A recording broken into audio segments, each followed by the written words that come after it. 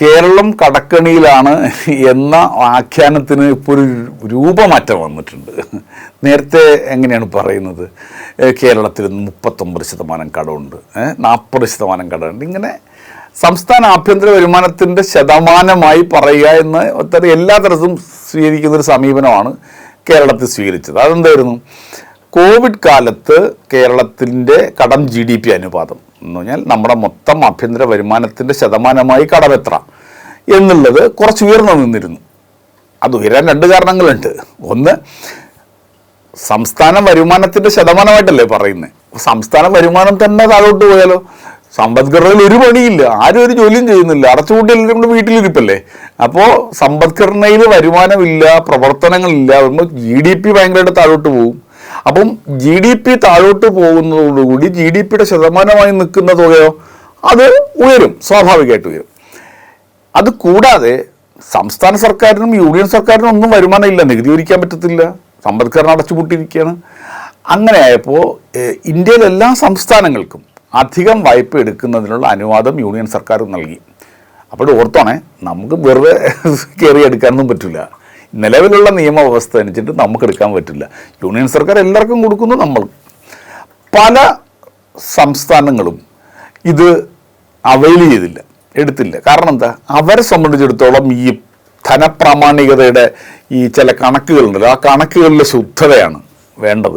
കേരളം വന്നൊരു നിലപാടെടുത്തു. കേരളത്തിൽ ഇടതുപക്ഷ ജനാധിപത്യ മുന്നണി സർക്കാരിൻ്റെ നിലപാടെടുത്ത് ഞങ്ങൾക്ക് ഇപ്പോൾ ഈ ആളുകൾ പട്ടിണി കിടക്കാൻ പാടില്ല, ഒരു പ്രയാസത്തിലും പെടാൻ പാടില്ല, അതുകൊണ്ട് അനുവദിച്ച വായ്പ എടുക്കുക എന്നുള്ളത് തന്നെയാണ്. അത് പട്ടിണി കിടക്കാതിരിക്കാൻ പണം കൊടുക്കുന്നതിന് വേണ്ടി മാത്രമല്ല, സംസ്ഥാന സർക്കാർ ഈ സമ്പദ്ഘടനയിൽ നടത്തേണ്ട ഇടപെടലുകൾ മുടക്കമില്ലാതെ മുന്നോട്ട് പോകണം. അല്ലെങ്കിൽ എന്ത് പറ്റും? കോവിഡിന് കരകയറി വരുമ്പോഴത്തേക്ക് പിന്നെ ഈ സംസ്ഥാനം ഒന്നും ഇല്ലാതായിട്ട് നിൽക്കും, വളരില്ല, മുന്നോട്ട് പോവില്ല. നമുക്ക് കോവിഡ് മൂലം ഉണ്ടായിട്ടുള്ള തിരിച്ചടികളിൽ നിന്ന് കരകയറാനും തിരിച്ചു പിടിക്കാനും ഉള്ള അടിസ്ഥാനം നമുക്ക് ഉണ്ടാക്കി വയ്ക്കാൻ പറ്റില്ല. അപ്പോൾ ആ ഒരു സമീപനം വേണ്ടതില്ലാന്ന് തീരുമാനിച്ചു. അങ്ങനെ ആയപ്പോൾ അനുവദിച്ച വായ്പ എടുത്തപ്പോഴത്തേക്ക് സംസ്ഥാനത്തിൻ്റെ ആഭ്യന്തര വരുമാനത്തിൻ്റെ ശതമാനമായി കടം 39% വരെ വന്നു. പറഞ്ഞു 39%, കേരളം നാൾ അടച്ചുപൂട്ടും, കേരളം ശ്രീലങ്കയായി പോവും എന്നെല്ലാം പറയുണ്ടായി. അപ്പോൾ നമ്മൾ പറഞ്ഞൊരു കാര്യം ഇതാണ്, ഇങ്ങനെ സമ്പദ്ഘടന വളർച്ച പുറകോട്ട് പോയി. 2, അനുവദിച്ച കടം നമ്മൾ എടുക്കാൻ തീരുമാനിച്ചു. ആ എടുക്കാൻ തീരുമാനിച്ചതിൻ്റെ അടിസ്ഥാനം ഞാൻ നേരത്തെ പറഞ്ഞതാണ്. അതിനകത്ത് യാഥാസ്ഥിതികല്ലായിരുന്നു, മറിച്ച് ഭാവി കേരളത്തിൻ്റെ വളർച്ചാ സാധ്യതകളായിരുന്നു നമ്മൾ പരിഗണിച്ച സംഗതി. അങ്ങനെ എടുത്തപ്പോൾ കൂടി നിന്നതാണ്. 2 കാരണങ്ങൾ കൊണ്ട് താഴും. എന്താണ്? അന്നെടുത്ത പോലെയുള്ള കടമെടുക്കാൻ നമുക്ക് അനുവാദം കിട്ടാൻ പോണില്ല, അത് കുറയും. അഖിലേന്ത്യാ അടിസ്ഥാനത്തിൽ എല്ലാ സംസ്ഥാനങ്ങൾക്കും അങ്ങനെ കുറഞ്ഞു, നമ്മുടേതും കുറയും. 2, അന്നത്തെ പോലെ സമ്പദ്ഘടന തകർച്ചയിലില്ല, അവിടുന്ന് കരകയറും. അങ്ങനെ കരകയറുന്നതിനുള്ള അടിത്തറയിടാൻ കൂടി വേണ്ടിയാണ് നമ്മളന്ന് സൂക്ഷ്മത പുലർത്തിയത്. ആ സൂക്ഷ്മത പുലർത്തിയതിൻ്റെ അടിസ്ഥാനത്തിൽ ഇന്ത്യയിലെ ഇതര സംസ്ഥാനങ്ങൾ വീണ്ടെടുപ്പ് കൈവരിച്ചതിനേക്കാൾ വേഗത്തിൽ കേരളം വീണ്ടെടുത്തു, തിരിച്ചു പിടിച്ചു, സമ്പദ്ഘടനയുടെ വളർച്ചയുടെ പാതയിലേക്ക് തിരിച്ചു കൊണ്ടുവന്നു. അപ്പോൾ വളർച്ചയുടെ പാതയിലേക്ക് വരികയും അന്നെടുത്ത അധിക കടം അതേപോലെ എടുക്കാതിരിക്കുകയും ചെയ്യുന്നതോടുകൂടി കടം GDP അനുപാതം താഴേക്ക് വരുമെന്നുള്ളത് സാമാന്യ യുക്തിയാണ്, പബ്ലിക് ഫിനാൻസിൻ്റെ സാമാന്യ യുക്തിയാണ്. ആ സാമാന്യ യുക്തി പ്രവർത്തിക്കും. താഴേക്ക് വരുമെന്ന് പറഞ്ഞാൽ അല്ലല്ല 39% നശിച്ചു, അറണക്കല്ല് പിടിച്ചു എന്നൊക്കെയാണ്. ഇപ്പോൾ താഴേക്ക് വന്നില്ലേ? താഴേക്ക് വന്നല്ലോ. 2020-21 കാലത്ത് ഉണ്ടായിരുന്ന 39% ഇപ്പോൾ എത്രയുണ്ട്? 33.14%. ഇതല്ലേ ഇപ്പോൾ ഉള്ളത്. അപ്പോൾ അത് ഇന്ത്യയിൽ ഒന്നാമതാണോ? 10-1 ആദ്യത്തെ 10-1 അല്ല. അപ്പോൾ ആ നരേറ്റീവ് കടം GDP അനുപാതത്തിൻ്റെ അടിസ്ഥാനത്തിൽ ഈ ആഖ്യാനം പറഞ്ഞാൽ അല്ലത് കുറയുകയാണല്ലോ, സാധാരണഗതിയിലേക്ക് വരികയാണല്ലോ എന്ന് മറുപടി പറയുന്നത്. അപ്പോൾ ഈ ആഖ്യാനത്തിൻ്റെ സ്വഭാവത്തിൽ മാറ്റം വരുത്തുകയാണ്. അതെന്താണ്? എത്ര ലക്ഷമായിരുന്നു കടമെന്ന് തുകയിൽ പറയുന്നത്. ഇതാണ് തുകയിൽ പറയുന്നതിനുള്ള കാരണം. അപ്പോൾ ഞങ്ങൾ എടുത്തപ്പോൾ ഇത്രയും ഉണ്ടായിരുന്നുള്ളൂ, ഇപ്പോൾ ഇത് 6 ലക്ഷം കോടി ഉണ്ട് എന്നുള്ളതാണ്. അപ്പോൾ മനസ്സിലാക്കേണ്ടത്, ഒന്ന്, തുകയിൽ ഇത് പറയുന്നതിനകത്ത് യാതൊരു അർത്ഥമില്ല. 10 കൊല്ലം മുമ്പ് കേരളത്തിൻ്റെ ആഭ്യന്തര വരുമാനം എത്ര രൂപയായിരുന്നു? ഇപ്പോൾ എത്രയാണ്?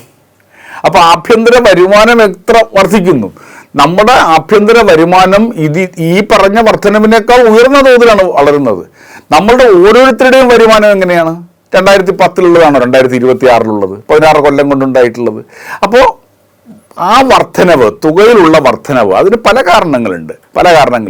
മൊത്തത്തിലുണ്ടാകുന്ന വരുമാന വർധനവ്, രണ്ടാമത്തെ കാര്യം വിലക്കയറ്റ തോത് അതിനകത്ത് വരും. ഇതെല്ലാം കൂടി ചേർന്നിട്ടാണ് അത് വരുന്നത്.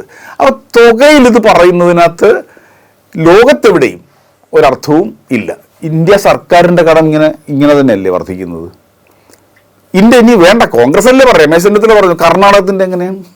അവർ ഭരിച്ചിരുന്ന രാജസ്ഥാൻ്റെയും പഞ്ചാബിൻ്റെയും സ്ഥിതി എങ്ങനെയാണ്? കേരളത്തേക്കാൾ എത്രയോ ഉയർന്ന കടമുള്ള സംസ്ഥാനമാണ് പഞ്ചാബ് ഈ അടുത്ത കാലം വരെ കോൺഗ്രസിൻ്റെ സംസ്ഥാനമായിരുന്നില്ലേ? കോൺഗ്രസ് ഭരിച്ച സംസ്ഥാനമല്ലേ? അപ്പോൾ അവിടെ ഒന്നും ആപ്ലിക്കബിൾ അല്ലാത്ത എന്തോ ഒരു സംഗതി കേരളത്തിന് പ്രശ്നമാണ് എന്ന് വരുത്തി തീർക്കാനാണ് ഈ ആഖ്യാനത്തിലെ വ്യത്യാസം കൊണ്ടുവരുന്നത്. അപ്പോൾ തുകയുള്ള വലിപ്പത്തിൻ്റെ അടിസ്ഥാനത്തിൽ തന്നെ നമുക്ക് നോക്കാം. നമുക്കൊന്ന് പരിശോധിച്ചേ. ഇപ്പോൾ നമുക്ക് നോക്കാവുന്നൊരു കാര്യം, 2006-11 LDF സർക്കാരാണ് ഭരിച്ചത് അല്ലേ? അപ്പോൾ 2001-6 എടുത്ത കടത്തിനേക്കാൾ എത്ര കടം 2006-11 ഉണ്ടായി? തൊട്ടുമുമ്പ് UDF-ൻ്റെ സർക്കാരാണല്ലോ, അത് കഴിഞ്ഞിട്ട് LDF-ൻ്റെ സർക്കാർ വരുന്നു. LDF-ൻ്റെ ആ സർക്കാരിൻ്റെ കാലത്ത് 75, അതായത് നേരത്തെ ഉണ്ടായിരുന്ന കടത്തിനേക്കാൾ 75% 5 കൊല്ലം കൊണ്ട് വർദ്ധിച്ചത്. 75%. ഇത് അഖിലേന്ത്യാ പ്രവണതയും ഇങ്ങനെ തന്നെയായിരുന്നു. ഏതാണ്ട് 69% എല്ലാ സംസ്ഥാനങ്ങളുടെയും അക്കാലത്തിലെ കടം തുകയിലുള്ള വർധന നോക്കിയാൽ 69%. ഇന്ത്യ സർക്കാരിൻ്റെ 72 അപ്പോൾ അഖിലേന്ത്യാ പ്രവണതകൾക്കനുസരിച്ചാണ് കേരളത്തിൻ്റെ VS അച്യുതാനന്ദൻ സർക്കാരിൻ്റെ കാലത്തുണ്ടായിരുന്നു. 11-16 ഉമ്മൻചാണ്ടിയല്ലേ ഭരിച്ചത്. അതായത് 6-11 VS അച്യുതാനന്ദൻ സർക്കാരിൻ്റെ കാലത്തിനേക്കാൾ ഉമ്മൻചാണ്ടിയുടെ സർക്കാരിൻ്റെ കാലത്ത് എത്ര ശതമാനം കടം വർദ്ധിച്ചു എന്നുള്ളത് സംഗതമായൊരു കണക്കല്ലേ ഇത് പറയുമ്പം? അവിടെ 75 ഇവിടെ 94. ഉമ്മൻചാണ്ടി പഠിച്ചപ്പോൾ 94%. അപ്പോൾ അത് എന്തെങ്കിലും പ്രത്യേകമായ ഒരു സന്ദർഭം കേരളത്തിൽ ഉണ്ടായതല്ല. കോവിഡ് ഇല്ല, വെള്ളപ്പൊക്കമില്ല, അത്തരമൊരു സംഗതിയില്ല. ആകെ പറയാവുന്നൊരു സാധനം സുനാമിയാണ്. സുനാമി അത്തരത്തിൽ കാര്യമായിട്ട് നമ്മുടെ മൊത്തത്തിലുള്ള ഫിനാൻസിനെ അത്ര കാര്യമായിട്ട് ബാധിച്ചതുമില്ല. 93% വർദ്ധിച്ചു. അപ്പോൾ ഇതെന്താ പറയുക? ഇരട്ടിപ്പിച്ചില്ലേ? ഉമ്മൻചാണ്ടിയുടെ കാലത്ത് ഇരട്ടിയില്ലേ? അത് കഴിഞ്ഞു 2016-21 ഉമ്മൻചാണ്ടി അധികാരത്തിൽ നിന്ന് പുറത്തുപോയി. അപ്പോൾ 94% അവർ വർദ്ധിച്ചല്ലോ.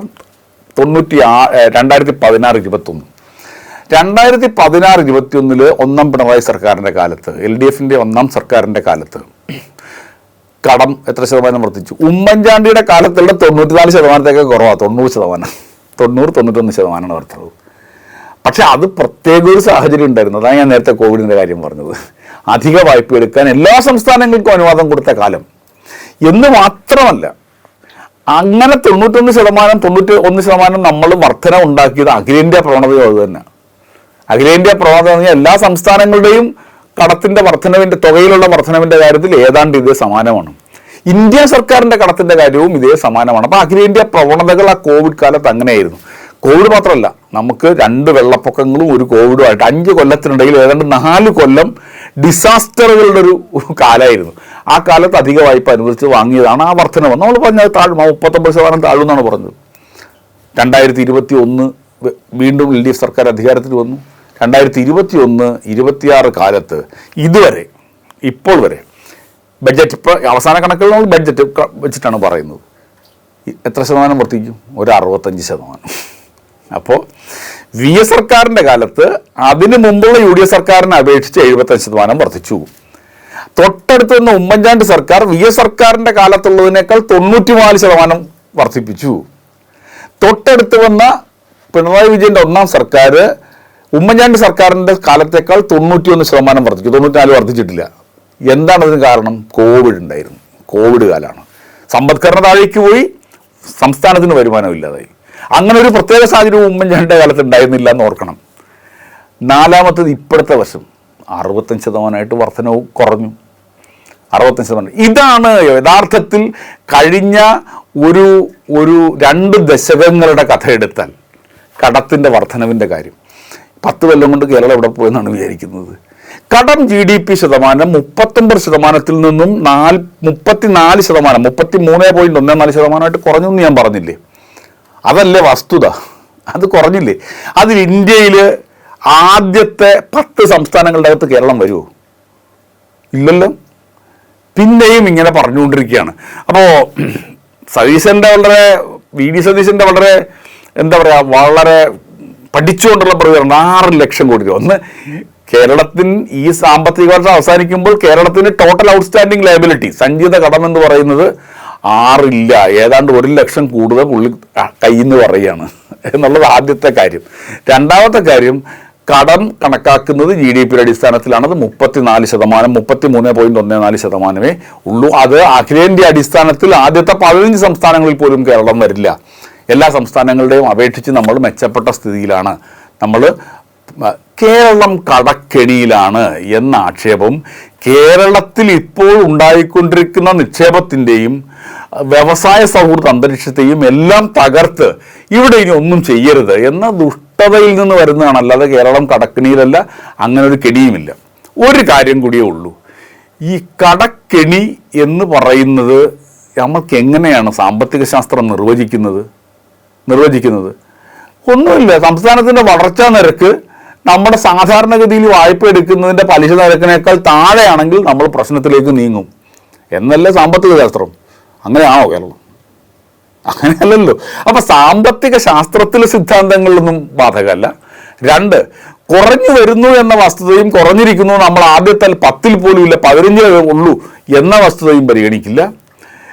LDF സർക്കാരിൻ്റെ കാലത്തല്ല കടം പെരുകിയത്, മറിച്ച് ഉമ്മൻചാണ്ടിയുടെ കാലത്താണ് കടം പെരുകിയത് എന്ന വസ്തുത പരിഗണിക്കത്തില്ല.